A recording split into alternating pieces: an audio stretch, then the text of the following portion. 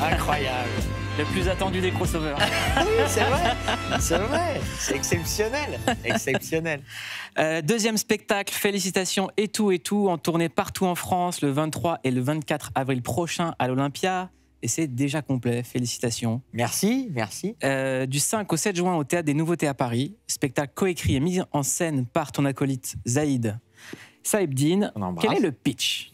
C'est deux vedettes de la télé, Stéphanie et Philippe. Je préfère dire vedettes parce que c'est pas vraiment des stars. Avec une grande différence d'âge. Exactement, qui se marient et lui c'est son 8e mariage et elle son premier. Et c'est le pire mariage qu'on puisse imaginer, quoi. Regarde un extrait. Oh non, le vieux daron de la mariée. Non, je suis désolé, je l'ai pas. Non, n'insistez pas, je l'ai pas. Ah. En même temps, c'est vrai que c'est con, c'est un classique, le temps béni des colonies. Et allez, ils sont 9 sur le live. Yes, I. Oh merde, plus que 5. Scatman Joe, ready to go, Scatman Joe. Voilà, la playlist en or que je le remets là. Oh. Ta marque de fabrique, Benjamin, c'est les personnages. Ouais. C'est-à-dire que toi, tu arrives à un moment dans l'humour où le stand-up était roi, Oui. était revenu. Avec un truc hyper ringard, qui est les personnages. Et j'ai eu une chance, c'est qu'on n'ait pas eu l'impression que ce soit ringard. Et en fait, on a écrit... on a été entouré de stand-uppers et de stand-up avec mon co-auteur Zaïd. Et du coup, on a toujours écrit en se disant, bah, nous, c'est ce qui nous ferait marrer, mais sauf que les faire dire dans ma bouche à moi, je trouve ça moins marrant. Alors, les faire dire à un mec avec nuque longue ou un gars de la tech, un peu start-upper, macroniste et tout, je trouvais ça marrant, quoi. Tu as commencé à la radio sur Nova, dans Les 30 Glorieuses, Ouais. avec Yacine Bellatar et Thomas Barbazan. Tout à fait. Ensuite, France Inter, dans l'émission Zoom Zoom Zen. Et toutes les semaines, des personnages qui viennent décrypter l'actualité. Ouais. Et souvent, ça t'arrive de parodier des choses qui se passent dans Click, Ouais. comme le passage de Benoît Saint-Denis. On regarde. Parlons plutôt de mon combat de samedi dernier. Voilà, j'ai affronté un bon ouzbek bien islamisé, à qui j'ai appris qu'on était bien en 2024 et pas en 1446, comme l'indique le calendrier de la boucherie halal. Alors, il est vrai que les premières secondes du combat, je me suis élancé en criant « Libérez le Puy du Fou ». Puis j'ai enchaîné avec « Rendez-nous Barbès ». Et là, mon adversaire, Islamamov et Islamitchev, probablement habité par la volonté de me faire taire la virilité occidentale qui est en moi, a fait atterrir son talon djihadiste sur zone, c'est-à-dire sur ma tempe. Voilà, où suis-je? Vous n'êtes pas Mouloud Assour. Bon, le combat, en effet, a un effet sur mon sommeil et sur ma mémoire. Enfin, c'est ce que je dirais au juge. Bah, cette interview a été exceptionnelle. Merci. Et elle m'a vraiment marqué. Et je me suis dit, en fait, nous, on a des thèmes imposés. Et là, le thème coïncidait avec l'actualité de cette interview et de son combat. Et c'est assez marrant, puisque à la fin, je veux quand même pas le croiser en vrai et me prendre un tacle dans la gorge. Donc j'explique que c'est quand même une blague, ce qu'un humoriste devrait pas faire. Mais ça n'a pas suffi à ces quelques fans pour pas comprendre l'humour, quoi. C'est-à-dire que les fans de Benoît Saint-Denis ont écrit. On pris ça hyper premier degré. Et en fait, c'est pas tant le côté, tu vois, le racisme ou quoi. C'est plutôt, j'ai l'impression, dès que tu touches à des sportifs, ah là là, c'est le plus dur. J'ai déjà eu une expérience où j'avais fait une chronique un peu sur le foot et j'avais essayé de tacler sur toutes les équipes pour bien montrer que j'avais pas d'équipe de prédilection et ça a été terrible. Parce que cette chronique sur Benoît Saint-Denis, elle pose la question de l'empathie. Moi, ce que j'y vois, c'est que pour s'emparer d'un personnage... Il faut l'aimer. C'est ça. Ah ben bien sûr, sinon ça marche pas. Faut que quand même, tu trouves des trucs. Alors souvent, je fais des personnages un peu durs et un peu compliqués et un peu que des mecs sans filtre qui s'en foutent du regard des autres. Mais il faut quand même les aimer. Ah bah sinon, oui, tu peux pas faire. Tu vois, je pense au Palmacho. On voit qu'ils aiment SCH et Jul. Ça se voit tout de suite à l'image. Toi, tu aimes Benoît Saint-Denis. Et j'aime le MMA, j'aime la bagarre. Voilà. Et ouais, c'est quand même assez. C'est une légende du sport français quand même, tu vois. Parce que si tu le croisais, tu lui dirais « je t'aime ». Bien sûr. Parmi tes inspirations, il y a Jérôme Commandeur, Ouais, qui fait aussi des personnages. bien sûr. Et tu as fait une apparition dans Le Monde Magique de Jérôme Commandeur et tu cuisines aux côtés de Maïté. Allez, donne-nous ta recette de Noël, Yves. C'est un créatif, celui-là. On ne sait pas comment il est foutu, sa caboche. Il a une idée à la minute. Ben, en fait, je me suis rendu compte que... Ah non, oh! Tu vas articuler. C'est pas un pot de départ à la CAF, ici. Allez, tu mets du rouston quand tu parles. Allez, on y va. Et je lâche pas tant qu'il n'y a pas de volume. On y va. Ben, en fait, Voilà. je me suis rendu compte que pendant les fêtes... Ah, c'est bon. Voilà, il y avait des dîners de fête, des déjeuners de fête, mais on faisait pas de petits déjeuners de fête. Donc j'ai réfléchi à une recette avec les restes de gésier à l'armagnac qu'on fait au saut du lit, quoi. Ça n'est pas pour mon chien. Oh la vache. Il est exceptionnel. Il est trop fort. Et ouais, c'est ça son plus gros défaut, quoi. C'est qu'il est beaucoup trop fort. Et ce sketch, moi, je suis arrivé un peu en me disant tranquille, ça va, j'ai un petit rôle et tout. Et c'est au mot près, à l'intention près. Il fait hyper attention à tout. Et j'ai pris une grosse claque alors que c'est un tout petit rôle. Et j'étais trop content de tourner avec lui. C'est une légende. Il est trop fort. C'est quoi les ingrédients qui te donnent envie de te mettre dans la peau d'un personnage? Ben, j'ai l'impression que c'est une facilité de... j'ai pas envie de parler de moi. Je trouve que j'ai pas une vie assez intéressante.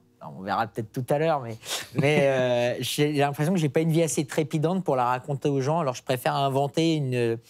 Alors je mets toujours un peu de moi quand même dans les persos, sinon c'est pas sincère. Mais tu vois, le beauf que je faisais à la radio, il est de Coulommiers parce que je suis de Coulommiers et que je racontais des trucs que je connaissais, mais je suis pas du tout comme ça dans la vie. Donc ça me permet, c'est une bonne carapace aussi de pas trop parler de soi, je trouve, c'est pas mal. Tu viens de Coulommiers, tu l'as dit, Exactement. en Seine-et-Marne, 36 ans. Père pédiatre, Exactement. mère au foyer, dernier d'une fratrie de 3 filles et 2 garçons. Exactement. Tu as découvert le théâtre enfant grâce à la ville. Ouais, exactement. Comment ça s'est passé? Ben, en fait, ça fait encore plus une répercussion avec ce qui se passe en ce moment. Je vois qu'il y a, tu vois, dans le Loir, ils coupent les subventions pour la culture, etc. Et nous, à Coulommiers, ils ont vraiment mis le paquet sur la culture. Je ne suis pas allé voir un seul spectacle à Paris alors que je suis à 1 heure en voiture. Et moi, j'allais voir des spectacles, je sais pas, 2 spectacles par week-end, quoi, un truc comme ça. Et j'avais des cours de théâtre aidés par la mairie et tout ça. Et en fait, ils ont mis vachement là-dedans. Et c'était trop bien. Et j'ai adoré, et j'ai appris plein de trucs. Ça m'a permis de voir, entre autres, Commandeur, qui était en duo à l'époque, qui s'appelait Commandeur et Good. J'ai vu des spectacles comme Tété, mais dans des salles de 300 personnes. Et ça, c'est une chance inouïe. Tu te dis, oh là, c'est trop, c'est exactement ce que j'ai envie de faire plus tard. Et quand on te l'apporte dans ta petite ville, c'est quand même génial. Comment ça s'est manifesté, cette envie? À quel âge?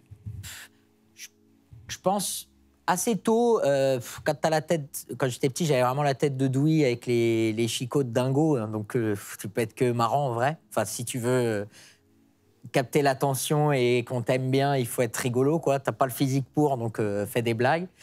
Et ouais, c'est venu assez tôt. Je faisais marrer mes grandes sœurs et mes parents. Je me suis dit, on a quand même un grand écart d'âge, je les fais marrer. Et puis, c'est arrivé au collège où je commençais à être plus très bon en classe. Je me suis dit, je mise tout sur faire rire les profs. En fait, quand tu as les profs dans ta poche, ils te mettent toujours des bonnes appréciations, mais tu as des mauvaises notes, mais tu as des bonnes appréciations. Et ça, c'est l'erreur que je donnerais aux jeunes. Quand vous faites des blagues au fond de la classe, incluez les profs. Ils détestent ça, en fait, les profs. Ils veulent être dedans. Donc, si la blague est drôle, ils rigoleront. Mais si vous faites ça en messe basse, les profs, ils détestent. Est-ce que c'est vrai qu'à l'âge de 8 ans, avec ton frère, Ouais. tu as envoyé des cassettes à l'émission Les Coups d'humour sur TF1? Exactement. Oh mon Dieu. T'es très bien renseigné. Qui On paraît. était avec mon frère, on regardait ça, on avait 8 ans ou 9 ans. Et on s'est filmé, premier degré, en cassette. Je me souviens dans la chambre de mon frère, à faire un sketch de 8 ans, quoi. Et à l'envoyer à TF1 en disant « Pas impossible qu'on soit sélectionné ». Et tu sais, attendre... Et à cette époque-là, il répondait, quoi, quand même. Donc, c'était genre, merci pour votre vidéo, elle nous a beaucoup fait rire, ce qui n'était absolument pas le cas. Et voilà, et du coup, ouais, on avait, avec mon frère, on faisait beaucoup de courts-métrages, de trucs comme ça. On a toujours aimé ça, quoi. Arrive la fac, 6 mois en droit à Assas, Ouais. C'est comment? Bah, Assas, ouais. Assas, Pour ceux qui connaissent pas, qui sont pas à Paris, c'est quoi Assas? c'est vraiment imaginer tout ce que vous pouvez détester de la jeunesse parisienne, elle est dans cette fac-là, quoi. Et moi, je venais donc de la campagne. J'arrive à Assas. Alors, il y en a un à Paris, il y en a un à Melun. Et donc, moi, je suis plus près de Melun de base. Mais je suis allé à Paris pour m'émanciper. Et je me souviens qu'aux pauses café, j'essayais un peu de parler aux gens et tout ça. Et ils disaient, ouais, tu viens de quel lycée? Je disais, bah, Jules Ferry. Ah ouais, dans le 17. Plutôt 77. Et je voyais le regard de, ah ouais, t'es un pécor, quoi. Et donc, ouais, non. Il fait, bah, pourquoi t'es pas à Melun? T'as rien à faire là et tout. Et en fait, je me suis dit, ouais, c'est pas ça que j'ai envie de connaître. Donc, j'ai eu assez envie de me barrer assez vite, quoi. Et puis, j'avais pas eu de conseil d'orientation, comme tout le monde, en fait. J'ai pas eu de conseil d'orientation, quoi. Et en me renseignant, je me suis dit, ah, la communication, ça peut être pas mal. C'est rester dans ce truc d'humour. En fait, je me disais, être avocat, c'est l'écriture, tu parles aux gens, machin et tout. Et en fait, il faut travailler. Et donc, je suis parti plutôt sur la communication. Donc là, tu te retrouves community manager dans le monde de la pub. Exactement. C'est quoi comme métier pour ceux qui connaissent pas? Être community manager, c'est s'occuper de la page réseaux sociaux d'une marque et d'essayer d'animer la communauté. Voilà. Donc, j'ai fait... je me suis occupé de pas mal de marques de céréales ou de pizza, etc. Essayer de faire des blagues. Mais ça me permettait de continuer à faire des petites blagues sur Internet, quoi. Donc, voilà. C'était quoi à ce moment-là ton rapport avec la ville? J'ai l'impression que c'est ce qui hante tous tes sketchs ou même tes spectacles, c'est le rapport avec la ville, avec les autres, avec comment est-ce qu'on interagit avec la société? Ouais, ça m'a toujours fasciné tu vois, même là en tournée, il y a beaucoup de trucs qui se ressemblent. Et en fait, c'est assez marrant de se rendre compte que quand moi j'ai parlé de ma ville que je connaissais, qui était Coulommiers, c'est un peu comme Caen avec Orelsan. Il y avait plein de gens qui se sont révélés en disant « Mais j'avoue, c'est tellement moi. J'avoue, traîner au skatepark. » Mais en fait, on a tous eu la même jeunesse, la même adolescence. Et quand tu te balades de ville en ville, tu te rends compte que tout est un peu fait pareil. L'adolescence de ces jeunes, elle est comme nous. On a tous un peu vécu la même chose. Et c'est intéressant que tu parles d'Orelsan parce que si j'avais grandi à Paris, je pense que j'aurais pas eu le même parcours, la même vie et tout, tu vois. Mais le stand-up, c'est un milieu très parisien, ouais, où il y a eu beaucoup de stand-uppers qui accentuaient le parisianisme, ouais, ou même d'autres qui s'inventaient du c'est peut-être pour ça que j'ai pas aimé. Du banlieusardisme, encore ouais, pire, tu vois, qui s'inventaient des identités de banlieue. Ouais. Et toi, t'es arrivé en disant, bah moi, je viens d'un endroit où on s'ennuie. Ouais, ouais. Bah, et c'est le point commun entre tous les banlieusards, c'est l'ennui. Oui, oui, c'est l'ennui. Et c'est, tu vois, essayer de trouver des choses pour pas s'ennuyer, quoi. Donc moi, avec mon frère, caméra, on allait tourner plein de trucs. On a fait 2-3 remakes de Titanic. Voilà, on a fait un film sur le débarquement. Ouais, on a refait le débarquement avec mon frère et tout. Mais c'était génial. Et on repensait ça avec mon frère. On disait, mes parents n'ont jamais eu envie qu'on fasse ce métier-là. Comme je pense beaucoup de parents très un peu vieille époque, vieille école. Donc pour eux, c'était pas un métier. On pouvait pas gagner sa vie en bossant dans le théâtre ou le cinéma. Et on se disait, ils étaient un peu durs là-dessus de faites vos études, mais ils nous laissaient, on a peint la façade de la baraque de mes parents en paquebot Titanic. C'est-à-dire qu'il y avait vraiment, ça est resté pendant 15 ans sur la façade parce que c'était peint avec une bombe qui s'enlevait pas. Mais on nous a jamais engueulés. On a mis de l'eau dans les escaliers de mes parents comme s'il y avait une inondation. Et nos parents, ils ont toujours fait « C'est tellement génial ce que vous avez fait. » Et alors qu'ils voulaient pas qu'on fasse ce métier-là. Et on s'est dit, c'était un peu une sorte d'approbation, mais on est cool, mais pas trop.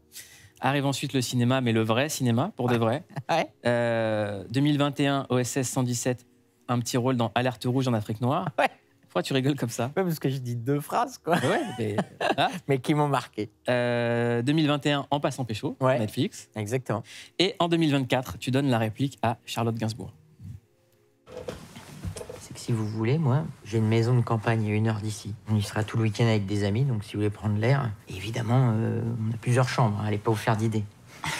Bah, c'est très gentil, merci. Allez.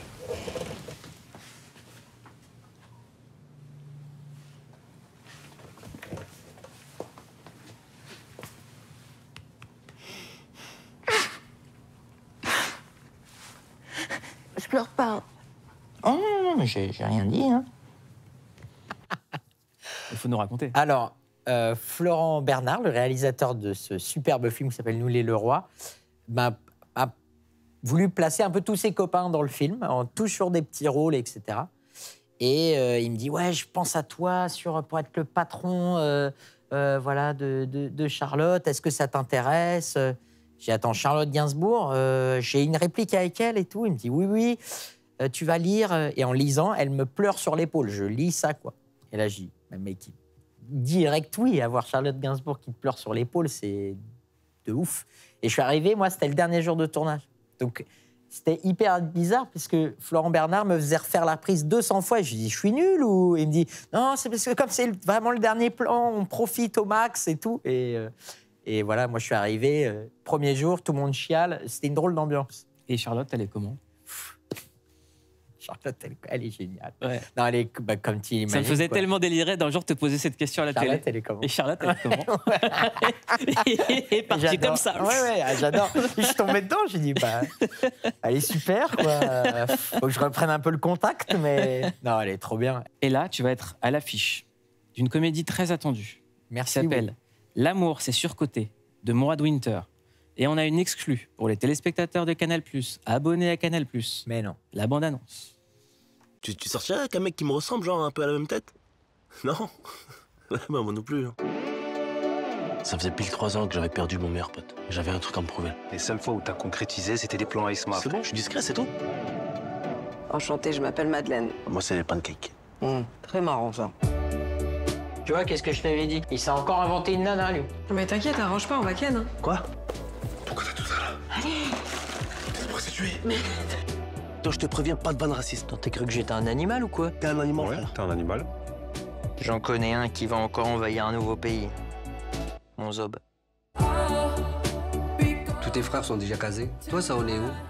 Tu sais, moi, j'aime bien les femmes indépendantes, libres. Putain, mais t'es sérieux là, Guy Georges? Quoi? De garder les yeux ouverts pour m'embrasser? On les a ouverts en même temps. J'ai dit à mon père que je venais avec mon mec. C'est le garçon dont je vous ai tant parlé, papa. Que sa présence est vraiment requise ici. C'est pas un camp de migrants. Pardon? Ah, c'est une blague. Vous pensez que je suis amoureux? Mais vous savez, c'est pas une insulte d'être amoureux. Je te jure, je me sens bizarre de ouf. Profites-en, frère.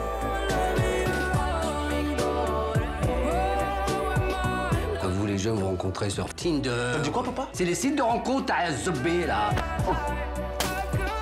L'important, c'est de ne pas avoir peur de tomber amoureux. On arrête tout, on stoppe tout. Vous êtes des fous, furieux. J'arrête. Bonne nuit. Est-ce que tu peux nous raconter ton rôle dans ce film? Parce que c'est un rôle qui clive, comme on dit. Ah ben bien sûr. Alors, c'est tiré du livre de Mourad Winter, qui s'appelle L'amour, c'est surcoté. C'est un des rôles qui s'appelle Polo, qui est l'ami un peu de Rebeu et de Renoir, et de Feuge aussi. Mais il est hyper border, quoi. Décomplexé. Très décomplexé. Il n'y a pas de... On s'en fout. Il y va dedans direct. Et c'est un rôle qui ramasse vachement. On l'a présenté au Festival de l'Alpe d'Huez. Et c'était un peu qui tout doux. Moi, j'étais dans la salle, je me suis dit, alors, soit je me fais huer, soit c'est les gens cryogénisent sur ce rôle-là. Et comme Mourad est un super réal et a vraiment mis de l'amour de fou dans son film, on le voit à nous, comment on est filmé, comment on est représenté. En fait, tout passe. Il a fait un écrin magnifique et du coup, on peut dire les pires horreurs, parce qu'il n'y a pas que moi, hein, je dis quand même des horreurs, mais Hakim et Laura sont pas mal lotis aussi. Et ben ça passe. Ça passe super bien, les gens trouvent ça génial et se marrent bien. Et... Ce que ça rappelle ce que Eric et Ramsey disaient sur l'humour raciste, ouais. C'est que c'était la meilleure façon de le combattre, le racisme. Mais bien sûr. C'est de pas être premier degré. Non, là-dedans. Et c'est exactement ça. Et le personnage de Polo est hyper touchant, en fait. On sent que c'est vraiment une manière de dire qu'il aime ces communautés-là, en fait. C'est pas du tout... Ah ouais, c'est très touchant. Il y a aussi un truc qui est intéressant, c'est ce titre « L'amour, c'est surcoté ». Bien sûr. Je voudrais ton avis sur cette phrase. Je trouve que c'est pas surcoté du tout, l'amour. Je trouve ça trop bien. Et quand tu vois le film, tu te dis... Vraiment, tu sors du film, la personne que tu aimes le plus dans ton répertoire, tu as envie de l'appeler pour lui dire que tu l'aimes. Et du coup, c'est vraiment pas surcoté du tout, l'amour. Et c'est ça que je trouve trop fort dans le film. C'est que vraiment, tu sors de là... soit ta meuf, soit ton meilleur pote, tu as envie de l'appeler et lui dire « Ah, gars, putain, je t'aime. » Je sais pas si je te l'ai déjà dit, mais je te le dis. Et c'est ça qui est fort. Tu fais un spectacle qui s'appelle Félicitations et tout, qui parle d'un mariage. Ouais, et toi, aussi l'amour. Voilà, et tu t'es marié. Ouais. C'était comment le mariage du vrai Benjamin, pas du personnage? Eh ben, c'était très simple. Voilà, on faisait fumer des saumons directement. Je suis arrivé en hélico, sur du Johnny, quoi, tu me connais. Et non, on a fait vraiment un truc très cool, très simple avec famille, amis. Et j'ai eu un DJ qui a passé de la bonne musique. Ça, c'est quand même assez rare pour être souligné. Qu'est-ce que j'ai eu? J'ai eu des beaux discours. Voilà, tout le monde s'est tenu, il n'y a pas eu de bagarre. Le discours qui t'a le plus ému? C'est mes sœurs, mes 3 sœurs, qui ont fait un super beau discours. C'était très cool et tout, c'était trop bien. Et mon frère a fait un montage, comme je suis assez fan de Faites entrer l'accusé, de trucs de tueur en série, il m'a fait une fausse émission sur moi, comme tu l'imagines, de marié, mais qui était vachement bien, un peu mi-glauque, mi-mariage, et ce qui a un peu donné des idées sur le spectacle, quoi. Et comment ça se passe vis-à-vis de ses parents quand on se marie? Content quand même. Puis j'étais le dernier, donc c'était un peu, faut qu'il y aille là, parce que donc non, ouais, trop bien. Ouais, là c'était, puis comme tout le monde s'est marié dans ma famille, tu vois, c'était un peu le dernier. On attend un peu avec impatience, quoi. Il faut qu'il trouve la bonne et vite. Et voilà. Et à la fin du mariage, tu serres la main à tes parents. Bon, ça y est. Voilà, ça y est. Maintenant, vous me lâchez la grappe. C'était un peu, ça aurait pu être un peu ça. Et donc non, c'était trop bien. Ouais, j'en ai un super souvenir. Et c'est vrai que t'as envie de recommencer à chaque fois. Mais ce qui est vraiment génial, c'est pas tant la soirée, c'est super évidemment, mais ça y est de passer le cap, l'après. L'âge adulte. Ouais. Ça y est, t'es dans un autre mood et je trouve que ton couple prend encore plus une place géniale et c'est trop beau, quoi. C'est au-delà de la fête, ça c'est très bien, mais moi je me le faisais plutôt pour le geste et l'après, qui est trop bien, quoi. Ce qui est marrant, c'est que quand on voit tes personnages, on devine la gentillesse. Ah ouais, t'es sympa. On se dit, ce gars, c'est une crème, ça se voit. Ah ouais, ça se voit qu'il est tendre, qu'il est comme ça. Mais même quand tu racontes ton mariage, il y a un truc de douceur, quoi. On dit, j'essaye, ouais. D'où tu vas sortir ces horreurs? C'est vrai, c'est une bonne question. Alors, comme je suis avec Zaïd Saïbdine, Zaïd, il me pousse souvent dans mes retranchements de « Non, mais là, tu peux y aller plus, tu peux y aller plus. » Ton co-auteur? Mon co-auteur. Par exemple, sur le premier spectacle, il y avait une bête qui surgissait comme ça sur scène. Et quand on trouve l'idée, je lui dis « Ah, c'est trop marrant, j'arrive, je fais la bête, machin et tout. » Et il me dit « Non, ce qui serait encore plus drôle, c'est que tu arrives en slip et que tu jettes du faux caca sur les gens. » Et là, moi, je me dis, la première, il y a mes parents. Je ne peux pas faire ça. Et il a réussi à négocier, juste, je suis torse nu. Et je l'ai fait. Et en fait, c'est un peu un truc d'exutoire il me repousse dans des trucs que je ne ferais jamais. Et c'est un peu kiffant quand même, je dois dire. Et les personnages odieux, c'est tellement tout ce que je ne suis pas que c'est un peu cool pendant le temps d'un spectacle d'être dans le pire de ce que je ne serais jamais, quoi. Et que j'oserais jamais faire. Aujourd'hui, tu n'as plus tes parents? Oui. C'est quoi la dernière fois où tu te dis, là, je leur ai montré un truc dont je suis trop fier? Je pense quand ils sont venus sur scène, quand même. Quand ils m'ont vu sur scène. Et je crois OSS, ça a été un peu un truc de... Tu vois, alors je dis 2 phrases. Mais t'es avec le meilleur acteur français dans la trilogie d'un film culte. Même si t'as 2 phrases, ça leur a fait hyper plaisir, quoi. Vraiment, tu vois, c'était un peu ça. Et puis, il y a eu un moment où j'avais appelé ma mère en disant « Bon, là, j'ai ça qui s'arrête, mais j'ai mes heures. J'ai encore 1 an pour me refaire. Et t'inquiète pas, si ça marche pas, je retourne dans mon métier de community manager. » Et je me suis fait engueuler par ma mère qui m'a dit « Arrête maintenant, c'est ça ton métier. T'es bon là-dedans, va là-dedans. » Et quand t'as l'approbation, tu te dis, ah, allez, ça, c'est coolos. Mais ouais, moi, je crois vachement aussi au truc de la présence, de machin. Donc, j'ai aux bonnes étoiles. Et je sais qu'il m'aide à faire les bons choix et aller là où j'espère aller, quoi. Benjamin, on fait l'interview compte à rebours autour de tes personnages. Trop bien. Dans ton spectacle, on célèbre le mariage de Madame Ledu. Est-ce que ça a un lien avec le rappeur Vald? Non, mais je fais une annonce. S'il y a des gens qui retrouvent la vidéo de Vald qui a fait une scène ouverte au Trévise, je suis preneur et je suis prêt à mettre beaucoup d'argent. Message est passé. Si vous avez cette vidéo, envoyez-la. Merci. Quand le maire de Mourou, un de tes personnages, dit « Je vous déclare mari et femme », vous pouvez procéder à la… Suçade. Très bien. Quel est le titre de la mixtape du maire de Mourou? Municipal à peine de sucer, numéro 4, puto. Au mariage, il y a toujours un DJ. C'est un DJ connu. C'est quoi la différence entre un DJ connu et un DJ pas connu? Alors, un DJ connu, c'est souvent nom-prénom, David Guetta. Pas connu, DJ David. Voilà, et si t'as DJ plus un reptile, alors là, méga connu. Il y a un de tes personnages qui est Claude Bourbier, agent de Star, et il appelle tout le temps un certain Aziz. C'est qui? Ce n'est pas Aziz du Loft. Tout le monde croit que c'est Aziz du Loft, mais non, c'est vraiment, on a pris ce nom-là, et non, ce n'est pas Aziz du Loft. C'est quoi la dernière fois où tu as été dans un vrai Bourbier? Oh là là. J'ai joué en Grenoble et Clermont-Ferrand, triangle d'or de français. Et avant de jouer à Clermont-Ferrand, on m'a volé dans ma valise mes chaussures de scène, remplacées par des chaussures de running, donc qui daubaient la mort. Et en arrivant à Grenoble, donc le lendemain, les 2 micros pètent et j'ai dû improviser pendant 45 minutes. C'était très compliqué. C'était la fin du compte à rebours. Question… Ça m'a mis un petit… Voilà. Question bonus. À qui tu as envie de dire « je t'aime » ? Pas mal.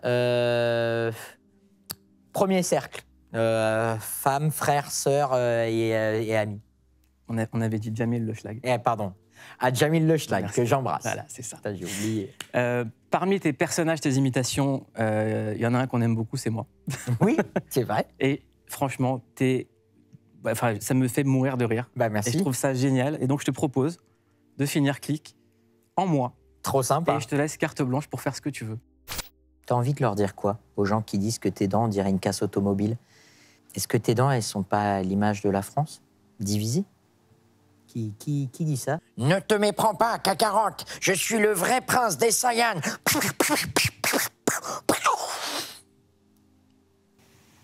J'adore DBZ.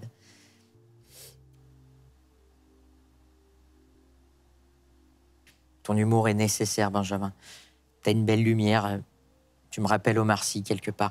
Je l'ai déjà invité 35 fois dans l'émission. Je ne sais pas si tu l'as déjà vu. Bonne continuation, Benjamin. Et à bientôt. Il a une belle âme. On me parle beaucoup de lui. Et j'ai voulu le rencontrer. C'est Romain de Montaga. Romain de Montaga, le maire de Mourou. Bonjour. Bonjour. Romain, pour toi, la politique, ça se résume à quoi aujourd'hui? La politique, c'est un mouvement qui dénonce. Tu vois ce que je veux dire? Qui dénonce un peu, tu vois ce que je veux dire? Ou tu vois ce que je veux dire? Qui dénonce les sociétés, en gros, tout ce qui se passe dans les banlieues, tu vois. En gros, c'est tout ce qui est sombre, quoi, tu vois. 10 à chaque œil.